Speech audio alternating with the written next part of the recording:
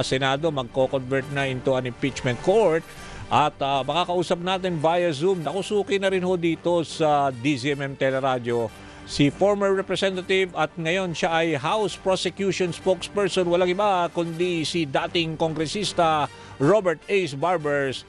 Kong, si Danny Buenafeo sa programang Kabayan. Hi, magandang umaga, Dan. And magandang umaga rin po sa ating mga kababayan na mga nakikinig at nanonood sa inyo. Good to see you, Kong, At least, di ba, minsan sa golf course na lang tayo nagigita. Oo nga. Oo. Back to work tayo ngayon. Siyempre, very busy tayo lahat ngayon at nakatutok dito sa Lunes, di ba? Impeachment court. Right. At congratulate you also dahil ikaw pala isa sa mga nagulat nga ako, spokesperson ka rin sa dami ng mga, di ba? Siyempre, gusto magsalita on behalf of the prosecution. So for now, all systems go na ho tayo sa Lunes at wala ho ba kayo nakikitang mga, let's say, possible na pagdiderail sa opening? Wala kaming nakikitang possible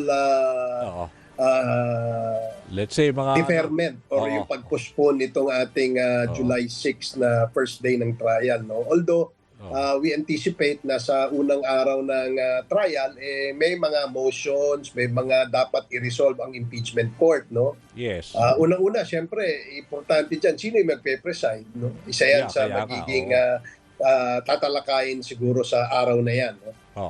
Pero sa panig ng prosecution ay handang-handa po ang prosecution at ine-prepare na po ang paglatag ng mga ebidensya dahil naniniwala at naninindigan ng prosecution panel na karapatan ng bawat Pilipino na makita, madinig ang mga ebidensyang ilalatag. Kaakibat ito dun sa mga articles of impeachment na ifinail sa Senado. Okay, so for now, ang balita ko kasi, nakausap ko rin si Kong Jervil, no? Si Jinky Luistro. Binabanggit niya at that time, mga more or less, mga 32 or 30 witnesses na ipapatawag ng House. At meron ding mga witnesses na kapareho na ipipresent din ng defense like sila former Senator Trillanes, sila Madriaga. How true is this? Mga ganito rin ho ba ang, let's say, number of witnesses na ipipresent na prosecution? Yes, Danny, no? Karamihan ng mga witnesses na gagamitin din ng depensa, doon sa panig ng depensa ay mga witnesses na nailista dito sa panig din ng prosecution. Ito yung ipipresenta ng prosecution panel at ito rin ang i-cross-examine naman ng ating panig sa depensa. So, hindi halos magkakamuka, no? Yung kanilang mga listahan ng mga witnesses na ipipresenta dito sa trial na ito. Okay, isa kasing mga major contention dito yung pagbubukas ng mga tax records ng BIR, 'di ba? Yung para sa mag-asawang 'di ba, si Mans Carpio at saka si VP Sara.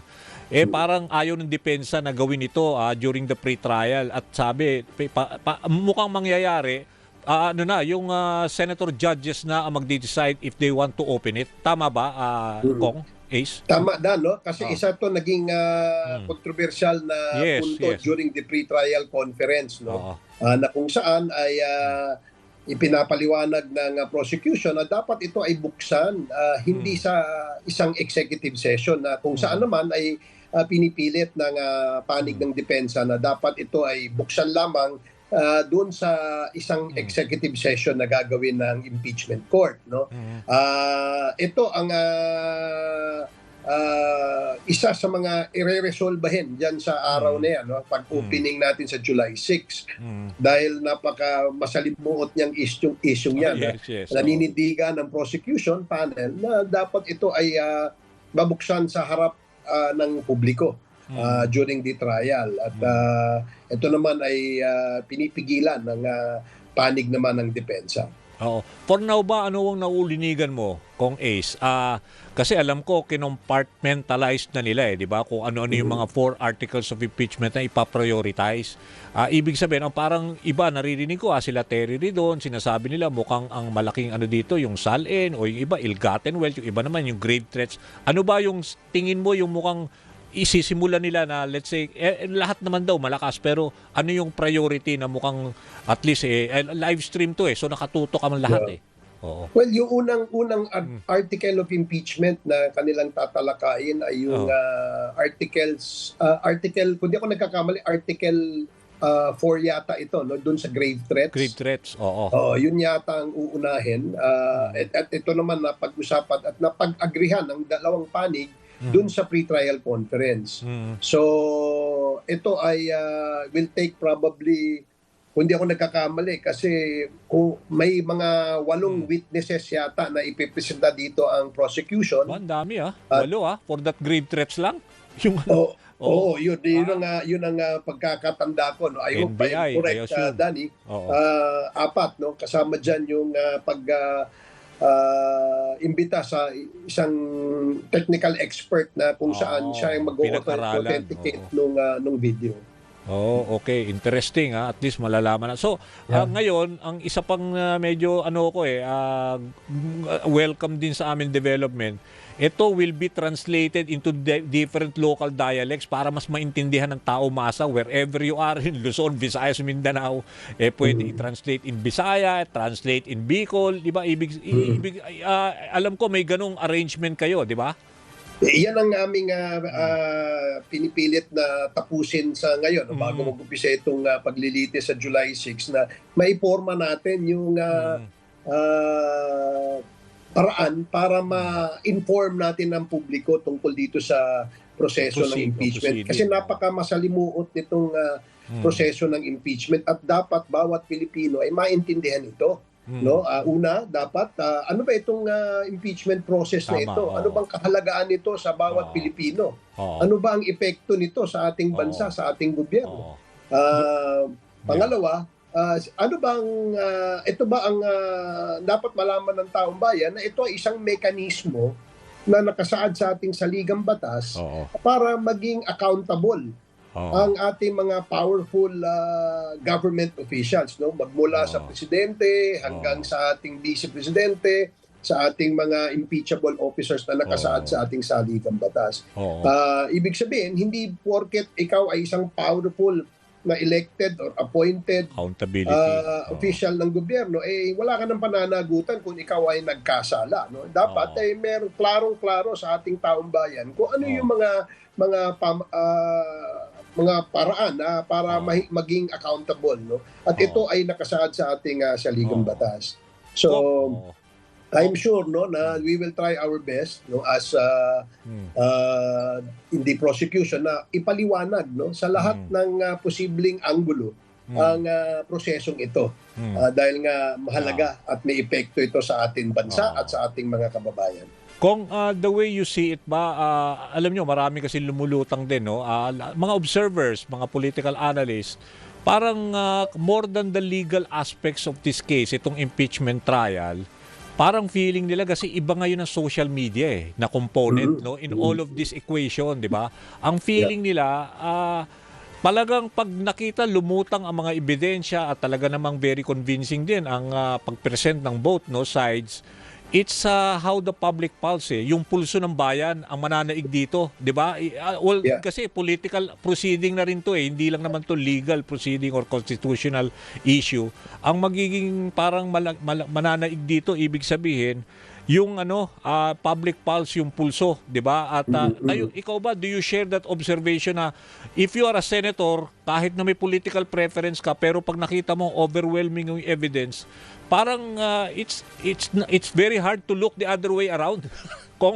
Di ba? Tama ka, Danny, no? Ako I agree absolutely dun sa iyong observation, no? Na isa sa mahalagang dapat makaalam nitong prosesong ito ay ang ating mga kababayan, no? Sila ay may sariling opinyon, may sariling paninindigan dito sa mga usapin tungkol dito. At siyempre, isa sa mahalagang punto kung ano ba yung bigat ng ebidensyang ipinakita ng prosecution at yung ano naman din yung bigat ng pag-counter ng ebidensya ng ating sa panig ng depensa. So babalansin itong mabuti ng ating mga kababayan at magpapahayag yan sigurado Oo, ng political kanilang noise opinion. yan sa social media, I'm sure. Oo. Di ba? Kaya, Oo. Alam mo, ang ine-expect din namin dito, Danny, na dadami ang pagpapakalat ng fake news. No? May I'm sure, kanya-kanyang maraming operator yan.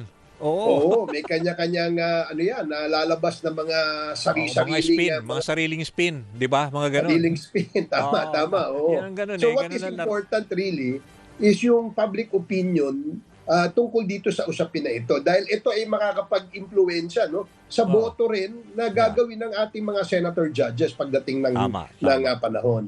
Okay. So Nako. isa yan sa mga Oo. dapat bantayan. Kaya nga ipilitin natin na ma-inform o ma-educate ang ating mga kababayan. Oo. And if possible, in all dialects, no? Oo, Nang sa tama. ganun, sila ay maging involved. Kasi dapat panahon ngayon na dapat malaman ng ating mga kababayan na seryoso ang ating gobyerno sa pagpapatubad ng probisyon sa ating saligang batas. Kailangan merong due process, kailangan merong respect for rule of law, at higit sa lahat, itong sinasabi nating accountability mechanism na dapat nire-respeto. Okay. Nako, maraming salamat. Kinapos na tayo sa oras at syempre, good luck sa atin lahat sa July 6. Thank you, Kong Ace. Maraming salamat, Dan. Okay. Yan ho, si former representative ng Surigao, si Robert Ace Barbers, at siya ho ay isang member o spokesperson din ng House Prosecution dyan ho sa Lower House. Okay, ako po si Danny Buenafe. Batiin ko lang, nanonood sa atin ngayon sa Bicol, Albay Bicol, si Telma Batalla at ang kanyang anak si Hener Batalla, na aking neighbor dyan sa Sitio Civil Homeowners Association. Magbabalik ko ako bukas pero wag ko kayong alis. Susunod na nagseserbisyo Niña Corpus at Migs Bustos. Bye-bye. See you tomorrow.